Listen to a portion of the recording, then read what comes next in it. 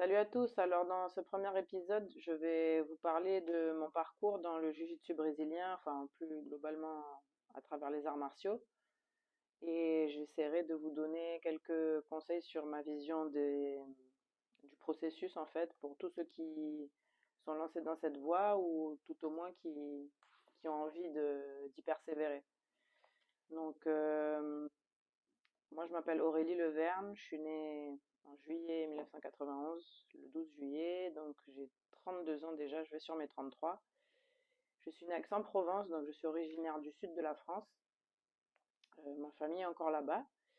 Et depuis, grosso modo, sur mon parcours scolaire, donc depuis mes 18 ans, je suis tout de suite sortie de chez moi pour commencer à travailler et commencer à avoir de l'argent en fait, pour pouvoir faire mes études et en même temps pouvoir voyager. Donc j'étais en recherche d'autonomie financière et d'autonomie tout court en fait, depuis très jeune.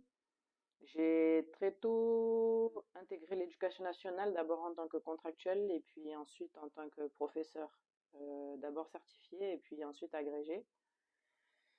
Et en août 2016, une fois que j'ai validé mon agrégation, que j'ai fait mon stage de titularisation, j'ai eu un premier poste en Guyane française. Donc c'est de là que je suis venue m'installer ici.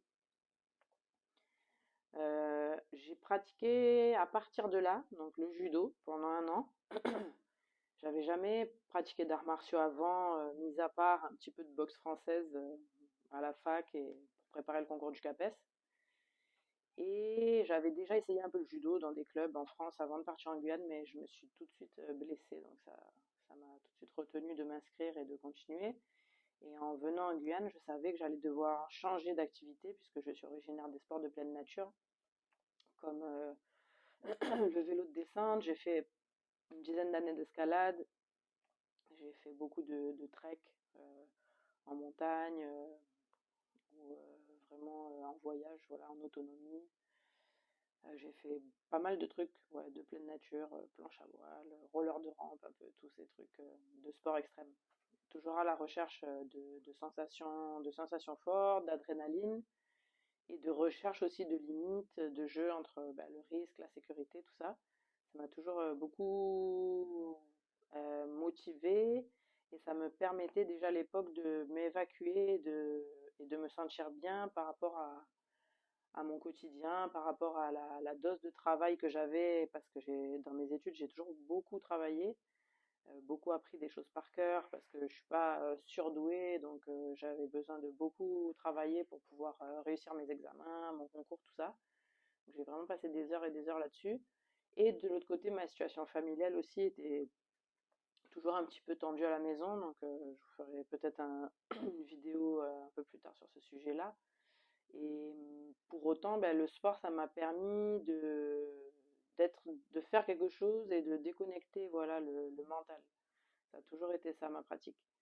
Donc, quand je suis arrivée en Guyane, je voulais changer. Je savais que je devais changer d'activité, puisque ici, il n'y avait pas de quoi faire, à part des randonnées en forêt que j'ai déjà toutes faites à vélo et à pied. Il y avait pas d'escalade. Et puis je voulais faire des arts martiaux. J'avais envie de découvrir ça.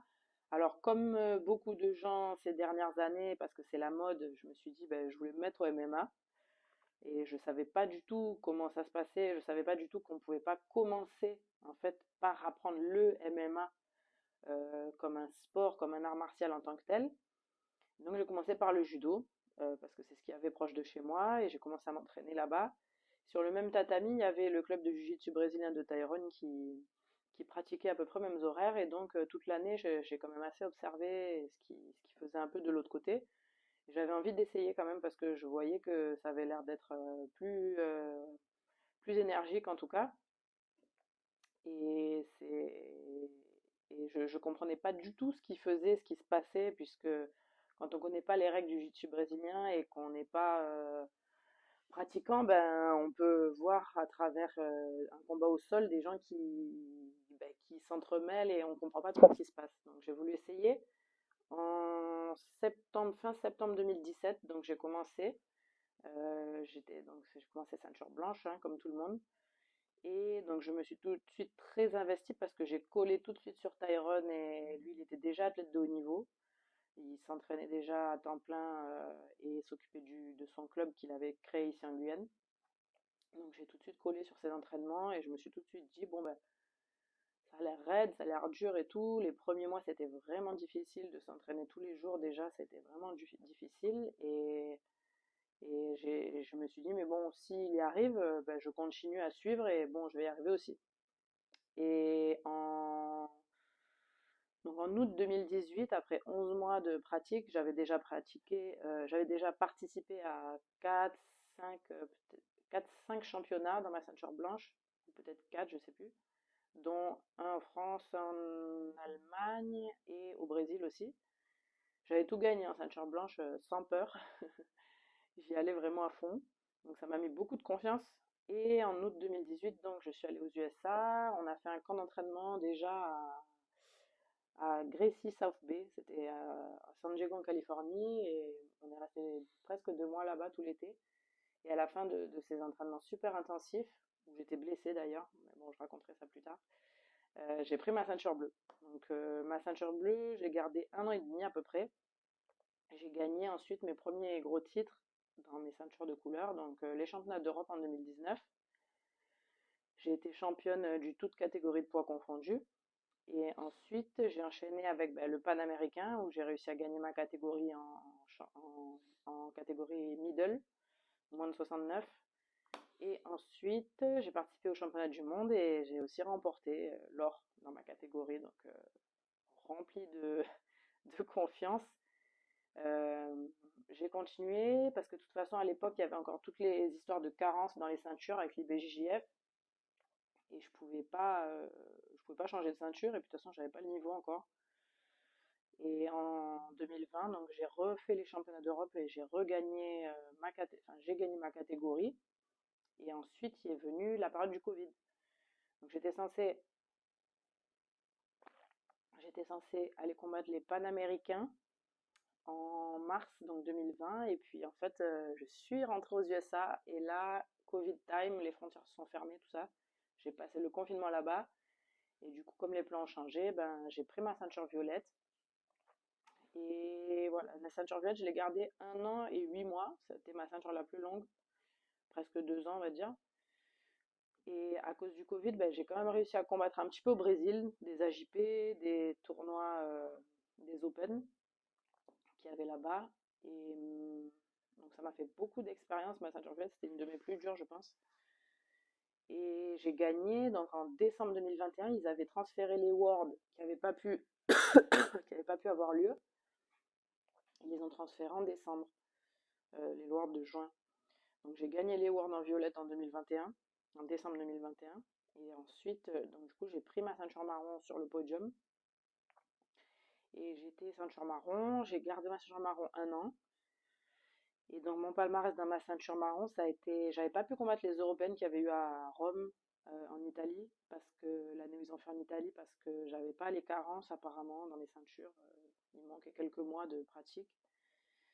Donc j'avais pas pu faire ce championnat-là. J'ai pu retourner au championnat, au circuit IBJJF au Panaméricain en avril et j'ai gagné là une grosse performance où j'ai réussi à faire mon premier double gold en marron. C'était pas euh, c'était pas simple et j'étais super fière de cette performance.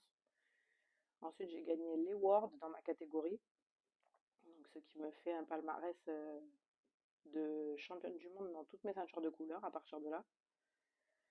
Et ensuite, j'ai participé la première fois à un championnat Nogi qui était le World Nogi et j'ai fait une médaille d'argent, une deuxième place. C'était la première fois que je combattais ce championnat-là. Et j'ai combattu dans une catégorie de poids au-dessus de la mienne. Et bon, ça n'a pas porté ses fruits. Je suis sortie assez déçue de ce championnat, assez frustrée. Mais moi, à cette période-là, ça allait pas très bien dans ma vie privée. Notamment, pour ceux qui savent, avec l'histoire de la maladie de ma mère, là, qui a vraiment commencé à aller mal à cette période. Et donc du coup ensuite j'ai rebondi et en janvier j'ai réussi à gagner en marron toujours les championnats d'Europe. C'est là que j'ai été gradée ceinture noire et c'était donc janvier 2023. En janvier 2023 je passe noire Super fière aussi. Pareil, là, j'étais censée aller lutter les Brasileiros, un championnat que j'ai jamais participé encore aujourd'hui, parce que ben, je suis allée faire un camp d'entraînement là chez Melky Galvan à São Paulo, et tout était fait pour que je puisse aller direct tout défoncer au Brasileiro. Mais bon, voilà, à cause de situation personnelle encore, maman, ça allait pas. Donc j'ai dû rentrer en France 3-4 jours avant le championnat et annuler ce plan-là pour pouvoir m'occuper de ma mère. Et à partir de là, c'était même pas sûr que j'arrive à combattre quelque chose dans ma ceinture noire au niveau panaméricain et World. Et au final, j'ai réussi quand même à y aller, parce que j'ai eu des problèmes de passeport et tout, un truc de fou. Donc j'ai réussi quand même à faire une troisième place dans ces deux gros événements déjà en noir, au panaméricain et au World. Ensuite, l'été de 2023, j'ai combattu tout un tas d'open au Brésil parce que je voulais vraiment voir qu'est-ce que ça faisait de combattre presque toutes les semaines et d'encaisser un peu plus d'expérience en dehors de faire que des gros événements parce qu'à cause de mon boulot dans lequel ben, j'étais prof de PS agrégé tout ce temps-là, hein, en temps plein. Donc je jonglais entre ma carrière d'athlète naissante, on va dire, et mon boulot qui me prenait beaucoup de temps et surtout beaucoup d'énergie parce que bah, je suis quelqu'un qui est passionné. J'aime bien faire les choses de façon productive et donc c'est pas moi, ça me ressemble pas de faire quelque chose et de le faire à moitié, quoi. Donc j'ai épuisé énormément d'énergie pour réussir à mener les deux dans la même direction pour atteindre l'excellence. Ça me tenait à cœur de faire progresser mes élèves à l'école en EPS, tout ça, de continuer à essayer de monter des projets même avec eux et tout. Et il y a un moment où c'était juste plus possible, quoi. Je me suis épuisée, épuisée, épuisée. Et donc j'ai décidé de me consacrer que au Jiu-Jitsu parce que bah, c'était le moment ou jamais, hein. Ça allait pas être dans 5-10 ans que j'allais pouvoir faire ça, vu que j'ai commencé quand même tard à pratiquer. Mais comme quoi, ben, c'est possible, hein. Donc c'est possible d'atteindre l'excellence. C'est vraiment une question de mental et de choix, de ce que vous voulez. Je pense que c'est peut-être le plus difficile que de faire des choix, que de choisir entre ben, peut-être la zone de confort où on connaît, on sait faire, on a beaucoup d'expérience, et le côté où c'est l'aventure, ça nous motive, c'est un peu des rêves et tout, mais bon, tout le monde nous dit mais non, t'arriveras pas, laisse tomber, c'est pas pour toi. Ou bien, ben non, mais tu vois pas que ce que tu fais, tu es en train de ruiner ta carrière, ou tu vas perdre de l'argent, tu vas perdre ceci, tu vas perdre cela. Tu as déjà beaucoup travaillé pour avoir ça, donc ne gâche pas tout. J'ai beaucoup dealé avec tout ce genre de préjugés, et, et en tout cas, je ne suis pas déçue d'avoir fait ce choix-là, et je le referai si c'était à refaire, de changer de métier, quoi. Ce qui s'est passé aussi, c'est que dans cette transition, et ce qui est important de comprendre, c'est que je crache pas du tout sur ça, hein, sur l'éducation nationale, ça m'a fait une grosse expérience de vie, ça m'a aidé à devenir un professeur excellent aussi, d'avoir des résultats avec mes élèves et de voir ce qui marchait, ce qui marchait pas dans l'enseignement. Et j'ai toujours cru au fait que, enfin pour moi, quand j'ai commencé à être prof de PS, pour moi l'éducation c'était un moyen de changer des vies. À travers le sport, hein, puisque j'étais professeur d'éducation physique et sportive, c'était pour moi le moyen que j'avais trouvé de à la fois pratiquer ma passion, donc de pratiquer même avec mes élèves, par exemple, des activités qui me tiennent à cœur, et de leur enseigner qu'à travers ça, ben, comment on se développe en tant que personne, qu'à travers le sport, ben, il y a des valeurs, et que ben, ça me reste un métier passionnel pour moi, et un outil de travail géant, on va dire. Et pour autant, le côté administratif du travail, ça m'a vraiment coulé parce que j'ai eu affaire à des gens qui m'ont vraiment beaucoup déçu, des collègues de travail, mon administration, tout ça. J'ai eu vraiment des soucis où je me suis remis en question en me disant, putain, mais qu'est-ce que je fais mal pour mériter ça? Alors que, voilà, dans ma tête, moi, je voulais changer le monde à travers mon enseignement de l'EPS, quoi. En fait, je pense que le système était juste pas fait pour moi. Je me retrouvais pas vraiment dans ça pour m'exprimer, moi, en tant qu'artiste de l'éducation. Et du coup, à travers le jiu-jitsu brésilien, ben, dès ma ceinture bleue, j'ai aussi repris la section enfant du club de Tyrone. Et j'ai tout de suite monté une équipe assez soudée, notamment aussi de collègues à moi qui pratiquaient, qui étaient déjà gradés aussi à partir de la bleue, bleu-violette, et qui sont encore aujourd'hui dans mon équipe éducative, que je continue à former. Et je me suis beaucoup retrouvée. Pourquoi? Bah, parce que j'avais les rênes de tout ce que j'allais pouvoir mettre en place pour les enfants. Que ce soit un championnat, que ce soit la façon de faire mes cours, que ce soit de créer un programme d'enseignement pour l'année qui ne soit pas dicté par un ministère qui n'a jamais eu d'enfant entre les mains.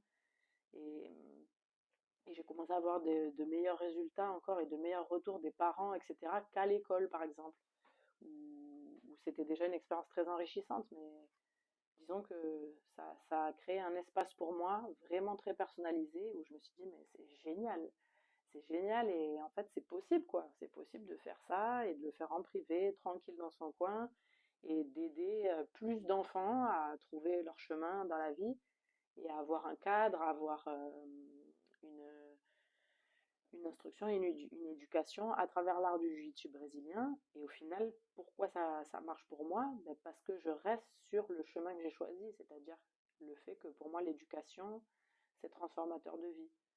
Alors avant, je le faisais à travers l'éducation physique et sportive dans une équipe, dans un système, etc.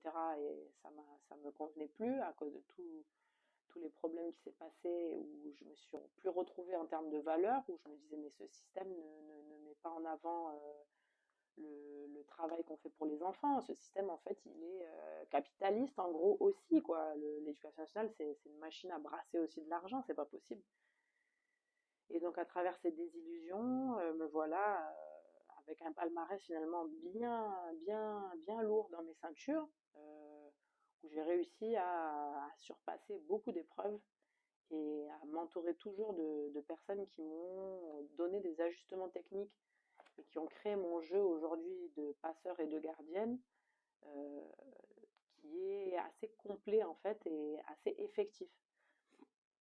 Pourquoi? Bah, parce que on a commencé, moi quand j'ai commencé, en fait, Tyrone il était encore Gracie ou Maïta, mais il a très vite changé. Je vous expliquerai ça peut-être ultérieurement, mais déjà dès le début de ma bleue, dès 2019, on a été Ribeiro, on a rejoint l'équipe de Alexandre Ribeiro et Saulo Ribeiro, qui sont des frères historiques dans l'histoire du jiu-jitsu brésilien. Et Sean Ribeiro, l'unique personne encore aujourd'hui qui a réussi à battre Roger Gracie quand même. Donc c'est l'optimal de la défense déjà. Sa garde, elle est connue dans le monde entier. Et on a eu la chance, l'opportunité, le plaisir d'apprendre ça, Tyrone à travers lui et moi à travers Tyrone. Donc je pense que une des choses les plus judicieuses à faire si vous êtes aussi dans ce chemin et que vous souhaitez continuer à performer ou à créer cette expérience de haut niveau dans le jiu-jitsu brésilien, c'est de s'entourer de personnes qui excellent et de copier. En fait, de copier ce qui se fait et pas de juste se contenter de... Ben, en fait, aujourd'hui, on est à l'ère aussi de l'information. Donc, il y a énormément de choses disponibles sur le net, sur les réseaux sociaux, etc. Mais le truc, c'est que ben, un professeur, ça reste un professeur. Donc aujourd'hui, on n'a pas réussi encore à remplacer les professeurs et c'est pas pour rien. Donc il faut s'approcher, il faut écouter et il faut suivre quelqu'un qui est passé par là, quelqu'un qui sait où il va vous amener en fait. Et pour moi, Tyrone, ça a été cette personne. Alors lui, il est vraiment celui qui a un petit peu coupé les. J'aime bien prendre cette image, mais qui a un petit peu coupé les liens qui m'emprisonnaient pour ouvrir mes ailes dans mon dos pour me lancer en fait. Parce que ben, je sortais quand même de. J'étais pas athlète, mais je pratiquais du sport tous les jours. Et je savais déjà ce que c'était de suer, de m'entraîner dur et de me dépasser. Donc lui, il a été là pour me dire, lui, ça a été celui qui m'a dit, mais Aurélie, t'as un potentiel en fait, t'es, pourquoi allons-y, hein, je t'accompagne. Tu veux faire de la compétition? Ben regarde, il faut faire comme ça, comme ça, comme ça. Mais maintenant, il faut que tu m'écoutes parce que si tu veux gagner, ben c'est comme ça qu'il faut faire. Et voilà, ça a été ça qui a permis de m'amener où j'en suis aujourd'hui. Donc, en dernier point, j'aimerais aborder un thème avec vous sur la vision que j'ai donc de tout ce processus et ce développement personnel de ma carrière d'athlète. Et j'espère que ça puisse servir à tous les Français et les Françaises qui sont sur la voie aussi, mais aussi à mes élèves en Guyane, mes élèves et mes collègues de travail là qui vont sûrement écouter cette vidéo. Et donc pourquoi je reprends par rapport au parcours l'idée que j'avais quand j'ai voulu changer d'activité physique et de passer des sports de pleine nature aux arts martiaux. Pourquoi je ne suis pas allée finalement dans le MMA? Ben déjà, il y a eu l'opportunité que j'avais de pratiquer le jiu-jitsu brésilien. Et finalement, j'ai vite compris à travers cette pratique comment ça se passait et pourquoi ça partait en cacahuète à travers le MMA. C'est parce qu'en fait, le MMA, ça s'appelle Mixed Martial Art. C'est pas pour rien. Ça veut dire que c'est un combiné d'arts martiaux qui ont été qu'on s'est dit qu'on va voir quel est le meilleur en gros. Donc en fait, pour moi, et ce qui se fait dans le monde aujourd'hui, puisque je voyage le Brésil entier et les États-Unis, et je tire ces conclusions d'expérience et d'analyse de ce que j'ai vu à travers tous les pratiquants que j'ai rencontrés. En fait, les gens pensent qu'ils peuvent commencer par le MMA, mais c'est pas comme ça. Le MMA, tu peux y arriver si tu es déjà ceinture noire dans une discipline, ben, par exemple moi là, le jiu-jitsu brésilien, et qu'à travers ça, une fois que tu as fini ce processus-là, que tu additionnes un art martial supplémentaire à ton parcours, imaginons du striking, comme de la Muay Thai ou de la boxe anglaise, on va dire, et que tu deviens aussi expert dans ce domaine. Une fois que tu es expert dans deux domaines qui sont pour moi essentiels, donc c'est le domaine du sol, le jiu-jitsu brésilien, c'est immanquable si tu veux faire du MMA, d'être ceinture noire en jiu-jitsu brésilien, et un art martial en pied-point de striking de coup porté. Voilà, tu peux pas commencer par faire du MMA. Pourquoi? Ben parce qu'il y a trop de domaines. Il y a trop de domaines. Tu vas faire un cours quoi? Le lundi de striking, le mardi de jiu-jitsu brésilien au sol, le mercredi de lutte, le jeudi de stratégie de cage pour gérer l'espace. C'est vraiment beaucoup, beaucoup de choses. Et en fait, il y a besoin d'une vie entière pour devenir un artiste martial quand tu commences par le MMA. En tout cas, c'est pas le chemin le plus facile. Ça se fait, tout se fait, mais c'est pas le chemin le plus simple. Donc, du coup, pour moi, le conseil que j'ai à donner à mes élèves, pour ceux que ça intéresse d'aller vers le MMA, pourquoi? Parce qu'il y a aussi l'argent. Moi, aujourd'hui, j'ai plus dépensé d'argent de ma poche pour construire tout mon parcours que d'argent que j'ai gagné. L'argent que je gagne aujourd'hui et qui me permet de faire mes championnats, de voyager, etc., c'est du sponsoring privé, okay, c'est des entreprises, ce sont des amis, c'est un réseau de connaissances qu'on a construit et de personnes de bon cœur qu'on a rencontrées sur notre route, qui se sont mis avec nous dans nos missions, qui sont sur les mêmes objectifs de vie à travers leurs entreprises, sur le développement personnel, la réussite, le dur travail, etc. Et le club. Mais les championnats, pour l'instant, même à travers tout ce palmarès qui reste de très bonne qualité, et ben, ça ne me rapporte pas encore. Okay, donc, il ne faut pas se leurrer. On ne peut pas sortir de l'école et se dire, allez, je fais que du jiu-jitsu brésilien et je vais devenir riche. Ça, c'est un beau rêve, ok? C'est pas comme ça. Il faut construire une vie où il y a de l'argent qui sort de quelque chose de construit, qui peut être aussi, par exemple, un truc rien à voir, mais l'immobilier. Moi, c'est quelque chose dans lequel je suis en train d'investir aussi pour avoir une source de revenus qui permette de développer une carrière sportive d'athlète. Mais aujourd'hui, que ce soit en France ou ailleurs, alors surtout en France, il n'y a pas encore de voie d'excellence du sport qui permettrait de former une personne et que la personne sorte de ce cursus de formation avec un diplôme, on va dire, et où elle serait athlète à temps plein et qu'elle gagnerait tant par mois. Ça n'existe pas. Ça n'existe pas. Donc il faut construire quelque chose à côté de votre pratique martiale qui vous rapporte un revenu, qui vous donne du temps pour vous entraîner et pour combattre. Donc c'est pour ça que c'est pas évident et c'est pour ça qu'il faut y croire et qu'il faut avoir de la discipline et qu'il faut faire ça tous les jours parce que c'est du travail. C'est pas pour tout le monde. C'est pas pour tout le monde. Si t'es pas prêt à te mettre une routine de travail hardcore tous les jours, c'est même pas la peine quoi. Donc il faut être un fou du travail, voilà, pour réussir de cette façon-là. Et il faut rester accroché à l'idée que le MMA, c'est une finalité. Et il faut d'abord se préparer dans un art martial et finaliser son parcours pour arriver jusqu'à une ceinture noire et avoir de l'expérience en compétition pour pouvoir additionner d'autres compétences martiales dans un autre domaine, donc sol, pied-point, pour pouvoir être complet et apparaître là, avoir des opportunités. Dernière chose, au niveau des circuits professionnels dans le jiu-jitsu brésilien, c'est que ces dernières années, il commence à avoir de l'argent en jeu dans des organisations privées. Or, la vitrine du sport, elle reste à travers les résultats IBJJF.